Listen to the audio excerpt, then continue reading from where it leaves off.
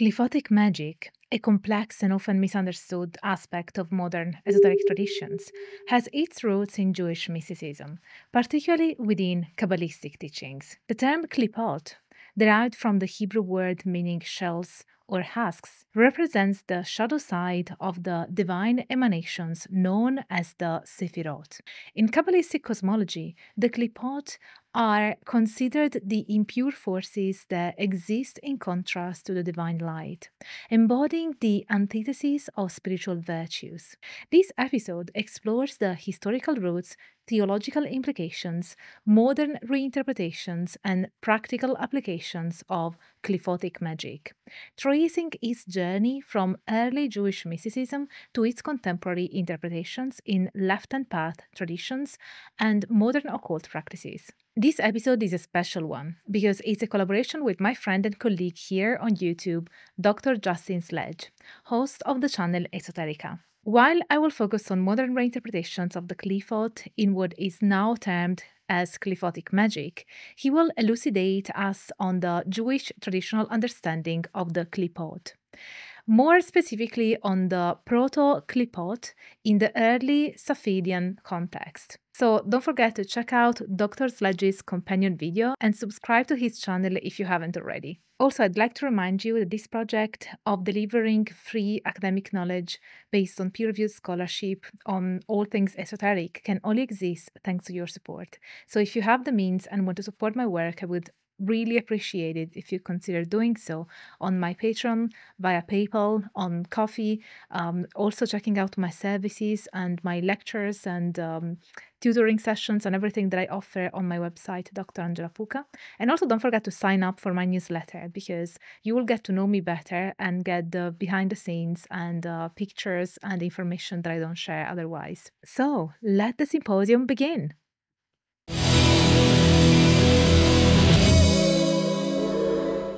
Hello, Symposiast. I'm Dr. Angela Puka, Religious Studies PhD and University Lecturer, and this is your online resource for the academic study of magic, esotericism, paganism, shamanism, and all things occult. To begin, I want to clarify that I will use the correct Hebrew spelling and pronunciation, Qliphoth, when referring to concepts within traditional Jewish mysticism. Conversely, I will use the spelling Qliphoth with the Q and its associated pronunciation when discussing modern interpretations that stem from Hermetic Qabalah, with a Q again. This distinction is intentional as it underscores that these are two separate traditions and not simply a linear evolution from one to the other. So, the concept of the Qliphoth originates from early Jewish mystical texts, but its articulation became more refined during the medieval period, especially in the Zohar, a seminal work of Jewish mysticism written in the 13th century.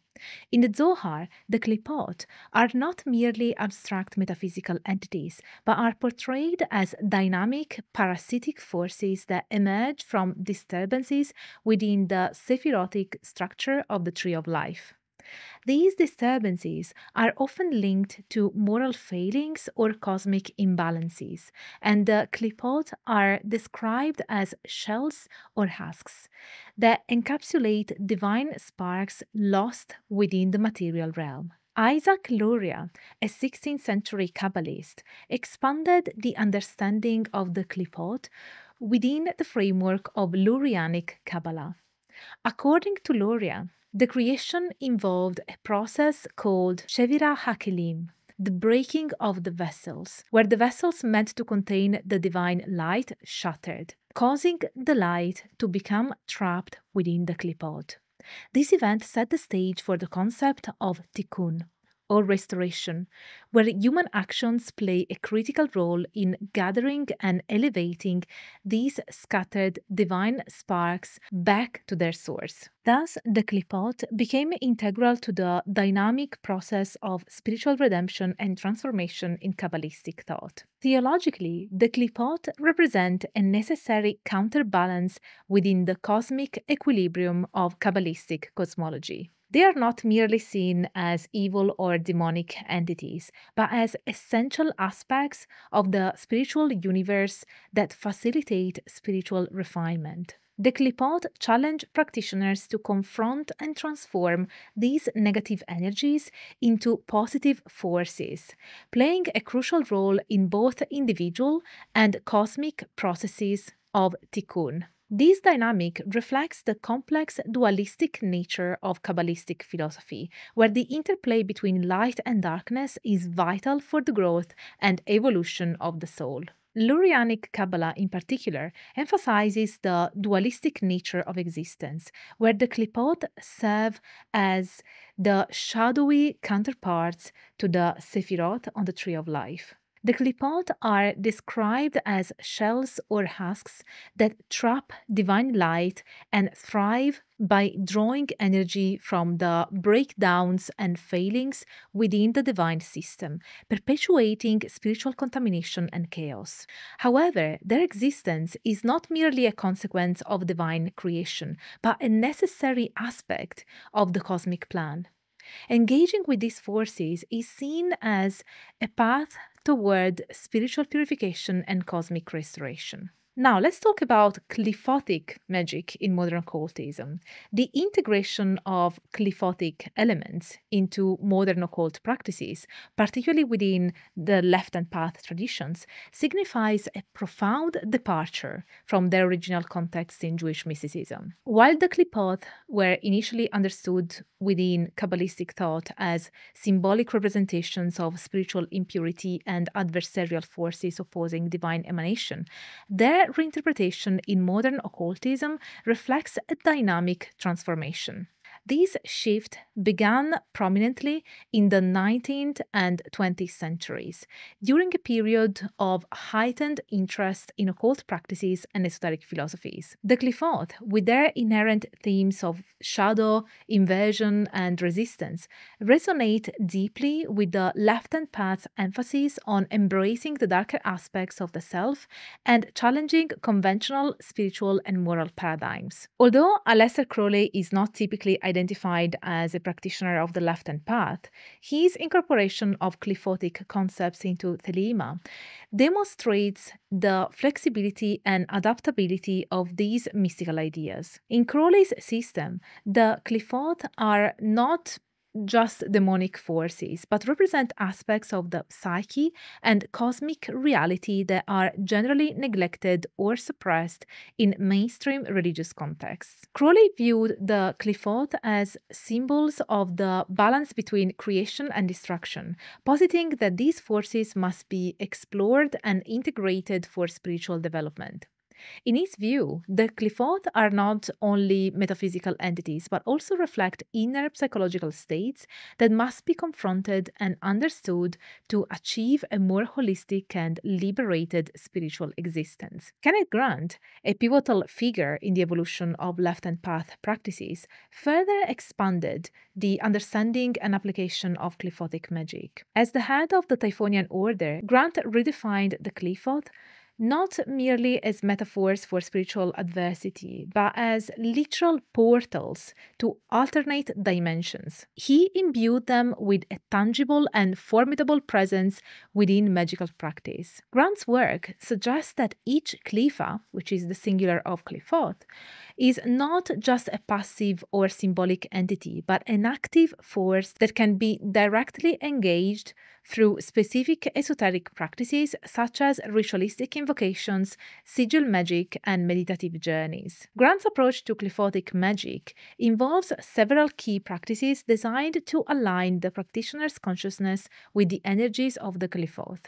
These practices include invocation and evocation, because practitioners summon the Qliphotic entities using specific names and titles during elaborate rituals, intending to manifest these forces in the physical or astral planes. This approach highlights direct interaction with these entities, treating them as both metaphysical symbols and real presences that can be manipulated and negotiated within the magical landscape. Then we have sigil magic. This involves the use of symbols representing different Qliphotic forces in rituals to focus the practitioner's intent. Sigils serve as conduits for Qliphotic energy, facilitating the practitioner's engagement with these forces in a controlled and purposeful manner. We also have pathworking, a meditative practice where practitioners mentally traverse the pathways between different Qliphoth on the tree of death.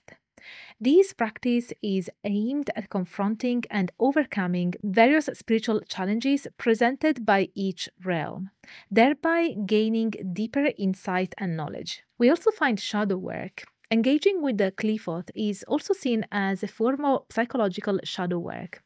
Practitioners confront and integrate the repressed and ignored aspects of their psyche, facilitating a more comprehensive understanding and integration of their shadow selves. This process, that comes from Carl Gustav Jung, is considered vital for achieving profound personal transformation and a more holistic self-awareness. Grant's interpretation of the Qliphoth suggests that they are reservoirs of immense magical power, representing the darker, more chaotic forces of the universe. Engaging with these energies requires a serious commitment to self-exploration and spiritual growth, which underscores that this path is not for the faint-hearted. By working with the Qliphoth, practitioners aim to unlock hidden aspects of their psyche, discover latent powers, and challenge the boundaries of their spiritual practice. Now, let's talk about Dragon Rouge.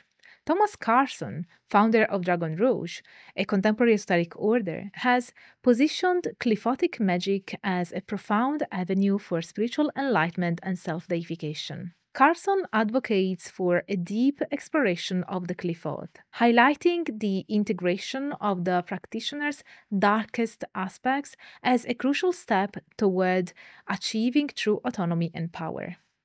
This approach is not merely theoretical but heavily action-oriented, involving detailed practices designed to unlock deep transformative powers. Karlsson's system incorporates several core practices. First, we have theoretical study.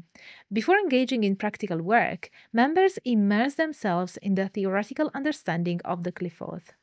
This includes studying ancient texts and modern interpretations to grasp the philosophical and mystical foundations of Qliphotic magic, ensuring a comprehensive understanding of its risks and rewards. Then we have ritual practice. Rituals form the backbone of practical Qliphotic magic within Dragon Rouge.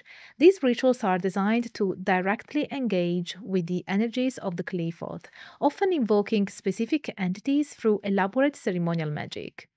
Rituals may involve traditional magical tools, incantations, and ceremonial attire to enhance the practitioner's connection to the Qliphotic realms. We also find here guided meditations. Karlsson employs guided meditations that facilitate astral journeys or pathworkings into the Qliphotic realms. These meditations help practitioners navigate the challenging energies of the Qliphoth, confront personal shadows, and uncover hidden insights about themselves and the universe. And we find also the creation and use of sigils. Practitioners create sigils or magical symbols to represent specific Qliphotic entities or energies. These sigils serve as physical manifestations of the Qliphotic energies, helping to anchor the intangible forces during magical work. Integration work is also quite important, as the ultimate goal of engaging with the Qliphoth in Dragon Rouge is to integrate these forces into one's being. This involves accepting and transforming the darker aspects of the self, which are often ignored or suppressed in mainstream spiritual practices. Through this integration, practitioners aim to achieve a state of self-deification, recognizing themselves as autonomous and powerful entities, unbound by traditional morals and spiritual constraints. The modern reinterpretations and integration of Qliphotic elements within occult practices, particularly the left and path traditions, reflect a significant departure and thorough reinterpretation from their original context in Kabbalistic mysticism. By engaging with the Qliphoth, practitioners believe they can explore the darker aspects of existence and the self, challenging conventional spiritual frameworks. This engagement highlights the enduring appeal of the Qliphoth as both metaphysical challenges and gateways to deeper self-understanding, which demonstrates their adaptability and relevance in contemporary spiritual discourses. The exploration of Qliphotic magic across various traditions and by individual esotericists illustrates its complex and multifaceted nature in modern occultism. The Qliphoth continue to fascinate and challenge practitioners, offering paths to deep personal transformation and a profound engagement with the shadow aspects of existence. By confronting and integrating these forces, practitioners aim to break through personal and spiritual barriers, achieving a radical form of enlightenment that embraces all facets of existence, including those typically viewed as negative or destructive. This ongoing engagement with the Qliphoth shows their enduring relevance and influence on contemporary spiritual discourses. This is it for today's video. Don't forget to check out Dr. Sledge's companion video over on Esoterica. If you watched until this point, leave me a tree emoji. Now, my dear symposiast, this project of delivering free academic knowledge based on peer-reviewed scholarship can only exist thanks to your support. So if you have the means and want to offer this knowledge to all, please consider supporting my work with a one-off PayPal donation by joining membership, my inner symposium on Patreon, super thanking me in the comments, or checking out my services at drangelapuka.com. You can take my courses, book private lectures, tutoring sessions, commission a video, and much more. All links are in the pinned comment and in the info box. Also, don't forget to sign up for my newsletter to get to know me better through my personal reflections and ponderings over my academic work and on all things esoteric. If you like this video, don't forget to smash the like button, subscribe to the channel if you haven't already, hit that notification bell so that YouTube will always notify you when I upload a new video or I'm live or I'm doing anything. Share this video around so that the symposium can grow, and leave me a comment. I really want to know what you thought about this video. Thank you so much for being here, and I hope that you stay tuned for all the academic fun. Bye for now. Today we hold the ground, we'll never disappoint.